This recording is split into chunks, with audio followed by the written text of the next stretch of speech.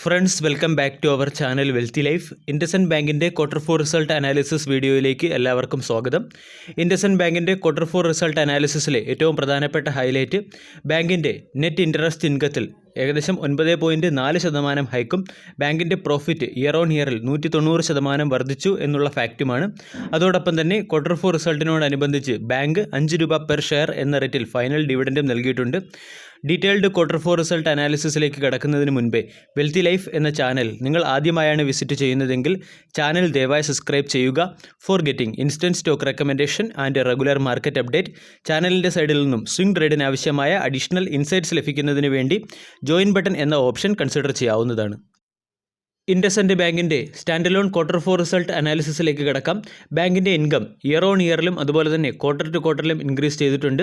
Year on year income നോക്കുകയാണെങ്കിൽ 2020 Q4 ബാങ്കിൻ്റെ income 9,188 കോടിയായിരുന്നു. ഇപ്പോൾ അത് ഉയർന്ന് 9,199 കോടിയായി മാറിയിട്ടുണ്ട്. പ്രീവിയസ് ക്വാർട്ടറിൽ ഇത് 8,944 കോടിയായിരുന്നു. ബാങ്കിൻ്റെ ഇൻട്രസ്റ്റ് ഇൻകം നോക്കുകയാണെങ്കിൽ അവിടെയും നല്ല രീതിയിലുള്ളൊരു ഹൈക്ക് കാണാൻ സാധിക്കും. 7,386 കോടിയിൽ നിന്നും ഇൻട്രസ്റ്റ് ഇൻകം 7,419 കോടിയായി മാറിയിട്ടുണ്ട്. ലാസ്റ്റ് ക്വാർട്ടറിൽ ഇത് 7,241 കോടിയായിരുന്നു. അതുപോലെ തന്നെ ബാങ്കിൻ്റെ എക്സ്പെൻഡിച്ചർ നമ്മൾ കാൽക്കുലേറ്റ് ചെയ്യുകയാണെങ്കിൽ എക്സ്പെൻഡിച്ചറിൽ നല്ല രീതിയിലുള്ള ഒരു ഡിക്ലൈൻ കാണാൻ സാധിച്ചിട്ടുണ്ട്. അതായത് ഇയർ ഓൺ ഇയർ ബാങ്കിൻ്റെ എക്സ്പെൻഡിച്ചർ ഡിക്ലൈൻ ആയിട്ടുണ്ട്. 6,322 കോടിയിൽ നിന്നും എക്സ്പെൻഡിച്ചർ 6,137 കോടിയായി മാറിയിട്ടുണ്ട്. ക്വാർട്ടർ ടു ക്വാർട്ടർ നോക്കുകയാണെങ്കിൽ എക്സ്പെൻഡിച്ചർ വർദ്ധിക്കുകയാണ് ചെയ്തത്. അതായത് 5,973 കോടിയിൽ നിന്നും എക്സ്പെൻഡിച്ചർ 6,137 കോടിയായി മാറിയിട്ടുണ്ട്. ബാങ്കിൻ്റെ നെറ്റ് പ്രോഫിറ്റിലേക്ക് വരാം.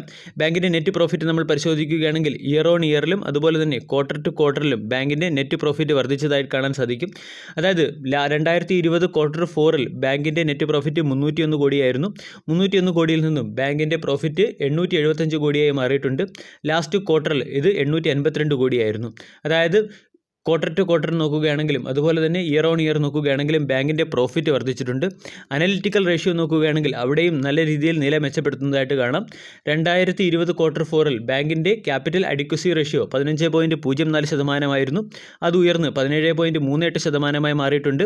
പ്രീവിയസ് ക്വാർട്ടറിൽ ഇത് 16.34% അതുപോലെ തന്നെ EPS നോക്കുകയാണെങ്കിൽ EPSൽ നല്ല രീതിയിലുള്ള ഒരു ജമ്പാണ് കാണാൻ സാധിക്കുന്നത്. 4 രൂപ 35 പൈസ എന്ന ലെവലിൽ നിന്നും 11 രൂപ 45 പൈസ എന്ന ലെവലിലേക്ക് EPS വർദ്ധിച്ചിട്ടുണ്ട്. പ്രീവിയസ് ക്വാർട്ടറിൽ ഇത് 11 രൂപ 27 പൈസ എന്ന ലെവലിലേക്കായിരുന്നു. അതായത് നമ്മൾ ഏത് ലെവലിൽ കൺസിഡർ ചെയ്യുകയാണെങ്കിലും വളരെ നല്ല രീതിയിലുള്ള ഒരു പ്രോഫിറ്റാണ് അല്ലെങ്കിൽ ഒരു Q4 റിസൾട്ടാണ് ഇൻഡസ്ഇൻഡ് ബാങ്കിൽ കാണാൻ സാധിച്ചിട്ടുള്ളത്. അതുപോലെ തന്നെ NPA റേഷ്യോസ് നമ്മൾ നോക്കുകയാണെങ്കിൽ NPA റേഷ്യോസിലും നമ്മൾക്ക് സബ്സിക്വൻ്റ് ആയിട്ടുള്ള മൂവ്മെൻറ്റ് കാണാൻ സാധിക്കുന്നുണ്ട്. അതായത് ബാങ്കിൻ്റെ ഗ്രോസ് NPA നോക്കുകയാണെങ്കിൽ 2.45% നിന്നും 2.67% വർദ്ധിച്ചിട്ടുണ്ട്. കൂടാതെ ബാങ്കിൻ്റെ നെറ്റ് NPA നോക്കുകയാണെങ്കിൽ 0.91% നിന്നും 0.69% ഡിക്ലൈൻ ചെയ്തിട്ടുണ്ട്. ക്വാർട്ടർ ടു ക്വാർട്ടർ നോക്കുകയാണെങ്കിൽ 1.74% നിന്നും 2.67%, അതുപോലെ തന്നെ 0.22% നിന്നും 0.69% ഉള്ള വർധനവാണ് കാണാൻ സാധിച്ചത്.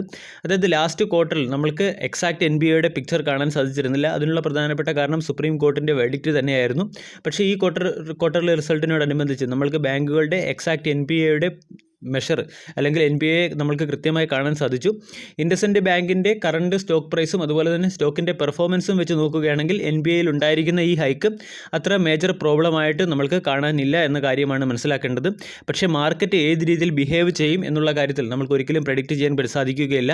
ലേറ്റസ്റ്റ് നമ്മൾ നോക്കുകയാണെങ്കിൽ AU സ്മാൾ ഫിനാൻസ് ബാങ്കിൽ തന്നെ ബാങ്കിൻ്റെ അസറ്റ് ക്വാളിറ്റിയും അതുപോലെ തന്നെ NPAയും വർദ്ധിച്ചതുകൊണ്ട് സ്റ്റോക്കിൽ ഏകദേശം 10% കറക്ഷനാണ് നമ്മൾക്ക് കാണാൻ സാധിച്ചത്. ഇൻഡസ്ഇൻഡ് ബാങ്കിൻ്റെ Q4 റിസൾട്ട് അനാലിസിസിലെ പ്രധാനപ്പെട്ട ഹൈലൈറ്റുകളിലേക്ക് കടക്കാം. ഏറ്റവും പ്രധാനപ്പെട്ട ഹൈലൈറ്റ് ബാങ്കിൻ്റെ പ്രോഫിറ്റിൽ 190% വർധനവും നെറ്റ് ഇൻട്രസ്റ്റ് ഇൻകത്തിൽ 9.4% വർധനവും ഉണ്ടായി എന്നുള്ളതാണ്. അതിന് പിന്നിലെ ഏറ്റവും പ്രധാനപ്പെട്ട കാരണം ബാങ്ക് അതിൻ്റെ പ്രൊവിഷനിങ് എമൗണ്ട് 23.5% ഇയർ ഓൺ ഇയറിൽ കുറച്ചു എന്നുള്ള ഫാക്റ്റ് തന്നെയാണ്. ഇനി ബാങ്കിൻ്റെ Q4 റിസൾട്ട് അനലിസ്റ്റുകളുടെ എസ്റ്റിമേഷനെ ബീറ്റ് ചെയ്യുന്ന രീതിയിലുള്ള ഒരു Q4 റിസൾട്ട് തന്നെയായിരുന്നു. അതായത് ബാങ്കിൻ്റെ പ്രോഫിറ്റ് ആയിട്ട് കാൽക്കുലേറ്റ് ചെയ്തിരുന്നത് അല്ലെങ്കിൽ എസ്റ്റിമേറ്റഡ് പ്രോഫിറ്റ് ആയിട്ട് അനലിസ്റ്റുകൾ എക്സ്പെക്റ്റ് ചെയ്തത് 875.4 കോടിയുടേതായിരുന്നു. പക്ഷേ Q4 റിസൾട്ടിൽ നമ്മൾക്ക് കാണാൻ സാധിച്ചത് 875.95 കോടി രൂപയുടെ പ്രോഫിറ്റാണ് കാണാൻ സാധിച്ചത്. നെറ്റ് ഇൻട്രസ്റ്റ് ഇൻകം നോക്കുകയാണെങ്കിൽ അവിടെയും നമ്മൾക്ക് അനലിസ്റ്റുകളുടെ എസ്റ്റിമേഷൻ ബീറ്റായി. അതായത് 3485.9 കോടി രൂപയുടെ നെറ്റ് ഇൻട്രസ്റ്റ് ഇൻകം ആയിരുന്നു ഇൻഡസ്ഇൻഡ് ബാങ്കിൽ നിന്നും പ്രതീക്ഷിച്ചത്. പക്ഷേ Q4 റിസൾട്ടിൽ നമ്മൾക്ക് 3534 കോടി രൂപയുടെ നെറ്റ് ഇൻട്രസ്റ്റ് ഇൻകം കാണാൻ സാധിച്ചു. ഇനി മറ്റൊരു പ്രധാനപ്പെട്ട പ്രത്യേകത ബാങ്കിൻ്റെ പ്രൊവിഷനിങ് എമൗണ്ടിലുള്ള ഡിക്ലൈനാണ്. ഞാൻ പറഞ്ഞതുപോലെ തന്നെ ബാങ്കിൻ്റെ പ്രൊവിഷനിങ് എമൗണ്ട് ഇയർ ഓൺ ഇയറിൽ 23.5% ഡിക്ലൈൻ ചെയ്ത് 1865 കോടി രൂപയായി കുറച്ചിട്ടുണ്ട്. സീക്വൻഷ്യൽ ബേസ് നോക്കുകയാണെങ്കിൽ അവിടെ നമ്മൾക്ക് 0.7% വർധനവാണ് കാണാൻ സാധിക്കുന്നത്. അതോടൊപ്പം തന്നെ വളരെ കൺസേൺ ആകേണ്ട ഒരു ഫാക്റ്റാണ് ബാങ്കിൻ്റെ അസറ്റ് ക്വാളിറ്റിയിൽ ഉണ്ടായിരിക്കുന്ന ഡിറ്റോറിയേഷൻ. അതായത് ബാങ്കിൻ്റെ ഗ്രോസ് NPA നോക്കുകയാണെങ്കിൽ 2.67% വർദ്ധിക്കുകയും സീക്വൻഷ്യൽ ബേസിൽ 0.69% വർദ്ധിക്കുകയും ചെയ്തു. ടാക്സ് എക്സ്പെൻസ് നോക്കുകയാണെങ്കിലും അവിടെയും നമ്മൾക്ക് ടാക്സ് എക്സ്പെൻസ് വർദ്ധിച്ചതായിട്ട് കാണാൻ സാധിക്കും. അതായത് 2020 Q4 ബാങ്കിൻ്റെ ടാക്സ് എക്സ്പെൻസ് 94 കോടിയായിരുന്നു. 94 കോടിയിൽ നിന്നും ഇത് 319 കോടിയായി വർദ്ധിച്ചു. അതായത് ഏകദേശം 240% ഹൈക്ക് ബാങ്കിൻ്റെ ടാക്സ് എക്സ്പെൻസിൽ കാണാൻ സാധിച്ചു. നോൺ നെറ്റ് ഇൻട്രസ്റ്റ് ഇൻകം നമ്മൾ നോക്കുകയാണെങ്കിൽ അവിടെ 0.5% വർധനവാണ് കാണാൻ സാധിച്ചത്. കൂടാതെ പ്രീ പ്രൊവിഷനിങ് ഓപ്പറേറ്റിംഗ് പ്രോഫിറ്റ് നോക്കുകയാണെങ്കിൽ അവിടെ 7.9% വർധനവ് കാണാൻ സാധിച്ചു. പ്രീ പ്രൊവിഷനിങ് ഓപ്പറേറ്റിംഗ് പ്രോഫിറ്റ് 3061.53 കോടിയായിട്ടാണ് എസ്റ്റിമേറ്റഡ് ആയിരിക്കുന്നത്. ഇനി ബാങ്കിൻ്റെ ടോട്ടൽ പ്രൊവിഷൻ എമൗണ്ട് നോക്കുകയാണെങ്കിൽ 2208 കോടി രൂപയുടെ ടോട്ടൽ പ്രൊവിഷനിങ് എമൗണ്ട് ബാങ്കിന് മുകളിലുണ്ട്.